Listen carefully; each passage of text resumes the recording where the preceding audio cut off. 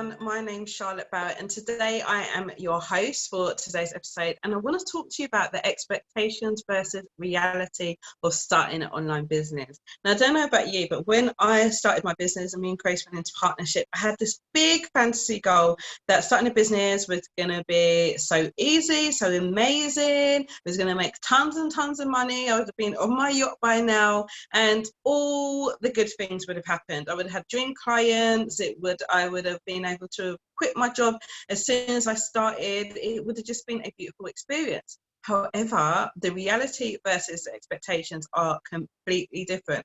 And I wanted to make today's episode particularly to talk to you guys about this because I think it's so important and not enough people do share the realities of what it's like.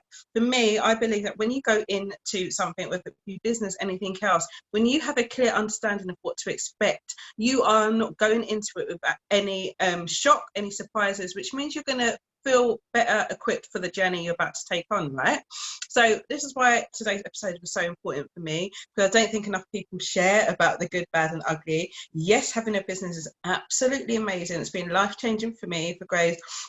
And it's also allowed us to do what we actually love and are passionate about doing. But there has been some shock surprises along the way, and I wanted to have a conversation with you guys about that, just so for those of you who are more on the newer scale, for you to understand that this is all perfectly normal. It means nothing about you. And those of you that are maybe inexperienced in this, I don't want you to take it as a sign when things aren't feeling easy, that it's a sign for you to give up, because it absolutely doesn't mean that. I mean, I'm sure all of you have heard the comparison to Thomas Edison, who created the light bulb. How many times did he try? It was like thousands of times that he tried and he failed forward before he was actually able to succeed.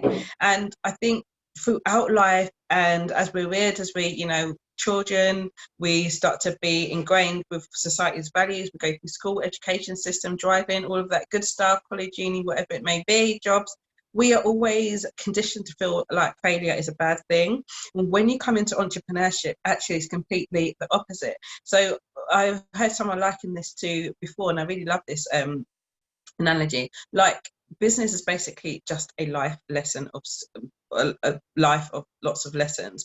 It's like the life of school. You learn so much when you are building a business, starting a business, you're growing a business, and you learn also a lot about who you are. Each level, this is one of my philosophies, but every level we get to in terms of success, we have to grow a bit more if you want to go on to that next level. It's just, I would liken it a lot to a video game. You complete one level, you do really amazing. If you want to go into the next level, your skills have got to be upped even more. That's how it is much for business. So every time that we are failing, it is not a bad thing. It just means that we're failing forward. We're getting closer and closer to our goals, to that success path that we want. So one thing I just want you guys to get out of your head, that if things aren't working out at the moment, it's not going as quick as you want, understand that it's part of the process. And the sooner you become okay with that, is the sooner you just go in again and you'll test and you'll do more, regardless of whether you succeed or not. And it makes your journey actually much more enjoyable. When we start to enjoy the process and we get a bit more detached from the outcome, is when outcomes come quicker. We're also not putting that additional pressure on ourselves, because starting and growing a business is hard.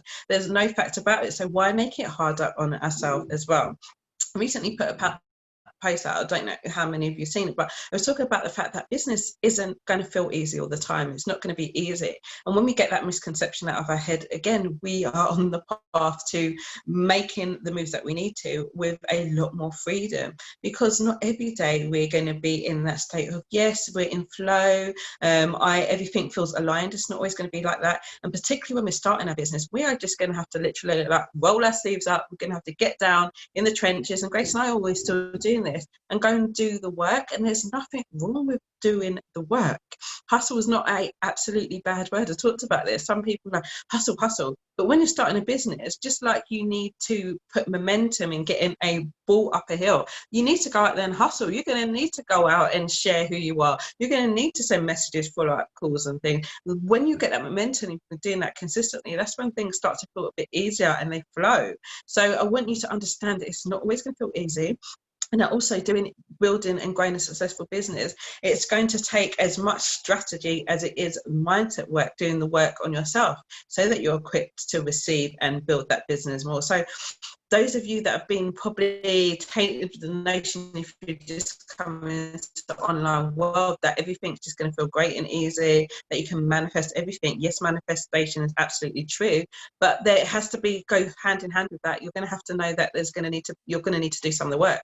You're going to need to get out there. You're going to need to implement things. And when you do both in unison, oh my gosh, guys, that is when the absolute magic happens. So I wanted to explore these with you, just to talk about the expectations of what business is going to be versus the reality. So you don't go in this and you look and think, oh my gosh, I've been doing this. Some people say, I've been doing this a few months and nothing's happened, so we need to throw in the towel. Think about how long perhaps maybe you've gone through a school system and we're always learning. We are, like, literally, when we adopt that mindset, we are learners of life. So it's a continuous process. Things don't happen straight away. And if you can just invest a little time of, first of all, committing, you're going to go all in your business, you've won half the battle, because you're all in regardless of whether things are easy or not. If you commit to also knowing that it's going to take some time, not everything's going to happen overnight, again, you're a bit close and you're going to do the action without that resistance. And just have that grit, that persistence, that you're going to make this work. You're going to figure it out, whether you're going to quicken your journey and get a mentor or coach to help you figure it out a bit quicker, whether you're going to figure it out yourself. You're going to figure it out. We all have brains. We've all figured out how to still keep ourselves alive up till now, right? So we can figure this business thing out, but just know it's not going to be easy. It's not just going to be a quick win. But when those wins do come, it's going to taste so much sweeter because we put in the work, right? So be okay with that. Could do actions on a daily basis without being so attached. And guys, it will come. It just is going to take a little bit of persistence. And also, don't compare yourself to others. So what often happens with getting the online world, we'll be building our businesses, and maybe someone that started alongside you see them skyrocket and that's even receiving results that you could only dream of. But I want you to know that everyone's journey isn't the same. So you may have seen them start maybe this business same time as you, but you don't know how much businesses they've started beforehand, or what they've done, or what mindset work they've done, or if they've got a mentor. So things aren't always as they seem. Again, this is really diving deeper into expectations versus reality. Understand that everyone does not start at the same journey. And guys, I tell you, when I took grasp of this, because I used to do this a lot in the beginning, and I just started to stay in my own lane and focus on what I was doing, things really shifted. That energy that you take, and you know, like just when a race, an athlete is in a race and they keep on looking to the side, they don't do that because it slows them down. When you're doing that and comparing yourself, it's going to slow you down. So stay focused to the end in your own lane. Do what you need to do. Get work on your mindset, get the work on your strategy, work hand in hand, and you'll be okay. And as I said, be all in, and the business will things will start to come together. And after a while, you'll be like, okay, how did this happen? I'm so far from here to here. Well, as usual, I always like to leave you with some takeaways. So I'm going to share some quick tips in order to help you deal with that expectation versus reality for your business. Now, the first is work on all of you. So your business is an extension of you. And by that, I mean, you need to be looking at, some people say mind, body and soul. We share with our clients when we're working with them. And this is something we got from one of our mentors, Shah Wasman, who's amazing. And she was like, okay, when we was in the program first, she was like, you need to set goals, not just for your business, but set self goals for yourself. What's going to fill you up, make you feel good. Set goals for your wealth, obviously your business, and that's part of your wealth strategy. And also set goals for your health, because you need to be in optimal position to be all in into this journey that I'm talking, this journey that isn't as you have got these shiny glossy expectations. So your health needs to be able to help you with the energy to sustain and continue to going forward. So that's one thing. Know that your business is all of you, an extension of you. So set goals that are going to prepare your mind, body and soul for that as well in different areas of your life. So health goals, self goals and wealth goals, so it spills over. Number 2 is be in test mode all the time. So understand, we're testing, we're building businesses. It is going to be a testing process until you find what works, and then you milk it, and then things change. So you're going to have to be adaptable and flexible, but be in test mode and know that sometimes when we're testing, right, when we're doing things, we're going to fail. That's okay, that's good, but commit to being in test mode and not to being stagnant because you're scared of things failing. Commit to being in test mode. You're going to move forward. What you're trying to achieve is going to come that much quicker. Number 3, is no, it's not always going to be easy. So as I said, it's not always going to feel easy. Sometimes it is. It's going to feel great when you're aligned with what you're doing. You're going to be so ramped up and amped up with energy. I've just finished one of our mastermind calls this morning. I just feel great because it felt good what I'm doing and what I'm sharing. But it's not always like that, and it hasn't always been like that, and maybe tomorrow it won't always be like that. So just know it's not always going to feel easy. Number 3. Number 4, get accountability. You want your business to be moving forward, and you want to, as I said, you're going to get these surprises and bumps along the way, because our reality versus what our expectations is going to be so different. When we get accountability, it's going to encourage us to keep on moving forward, even on the days and the times that we don't feel like it. Now, obviously, if you get a mentor or coach, it's going to quicken that journey, but you can just as easily go out and get a business bestie, join an accountability group, use a Facebook group. And there are lots of people that do accountability, or people in your position is looking for the same, that you can hold each other accountable and keep on moving forward, even in the days when it doesn't feel so great. And the 5th one is audit your position. Oh, okay, yeah. So this is really understanding where you are in your business. So audit, you want all these things for your business. Like, you want the customers, you want to be able to maybe do that speaking gig. You want all these good things in your business. However, we need to make sure that we're actually in a position to receive. So we need to audit our position that we can receive.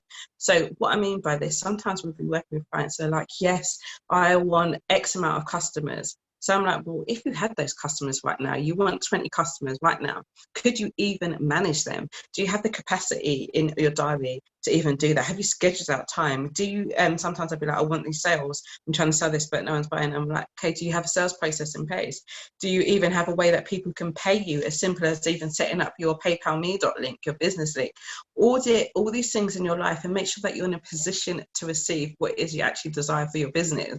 And you'll be surprised at how many things just need cleaning up, from the actual physical elements like I've talked about, like getting payment process in place, making sure you've carved out time in your diary that you can actually deal with clients, even just the energetic terms as well. So even making sure, if you wanted X amount of clients, have you got a system in, or a schedule in place, or even a client book, a system, like just things like that, making sure that you've got a book that you would take clients' notes in, that you could be orderly in that way as well. So order where you are, and are you in a position to receive? I think this is probably one of the big ones here on this episode as well. And it will really start to help you understand your expectations versus reality, and how far you need to close that gap to make it actually work.